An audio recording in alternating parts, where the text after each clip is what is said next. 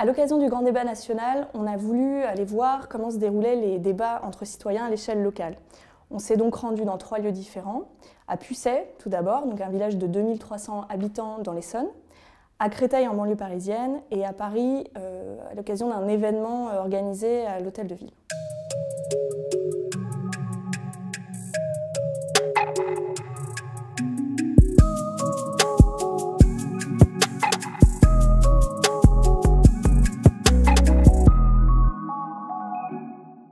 À Pucet, le thème du débat était la transition écologique.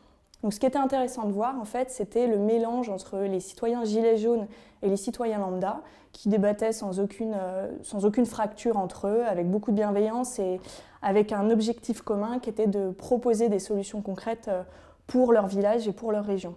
D'ailleurs, tout le monde connaissait très bien son territoire et en fait, ils avaient tous réfléchi en amont à des manières en fait, de le dynamiser. Donc il y a une solution concrète qui a émergé de ce débat, une solution principale, qui est celle de la création d'une cantine municipale. Alors pourquoi une cantine municipale? D'abord pour créer de l'emploi. Ensuite, pour encourager les agriculteurs qui en fait sont encore en conventionnel à passer en bio, parce que qui dit cantine dit client régulier. Et aujourd'hui, les enfants mangent dans des barquettes en fait, qui sont préparées à 1 heure de route du village. Donc, en termes d'impact écologique, ça n'avait pas beaucoup de sens pour les citoyens. Et le dernier argument était que, en fait, si la cantine est bio, les enfants mangeront mieux. À Créteil, le thème de la soirée était citoyenneté et démocratie. Les citoyens, comme à Pucet, se sont répartis en petits groupes autour de tables. Donc nous, on a choisi de suivre en fait, l'évolution de la soirée à l'échelle d'une table.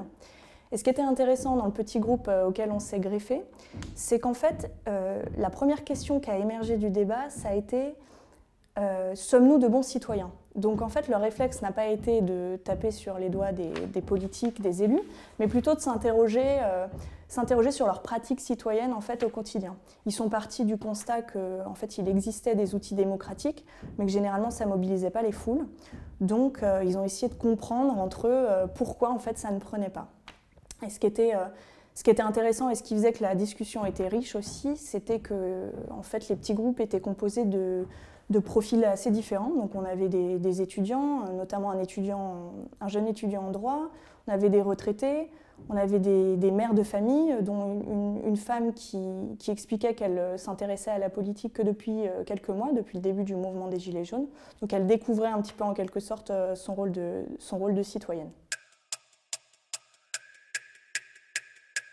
La remise en question du questionnaire qui est fourni par le gouvernement pour cadrer un petit peu le débat, la plupart des citoyens ont préféré en fait, ne pas l'utiliser parce que d'après eux, ça ne leur permettait pas d'exprimer leurs revendications de manière spontanée.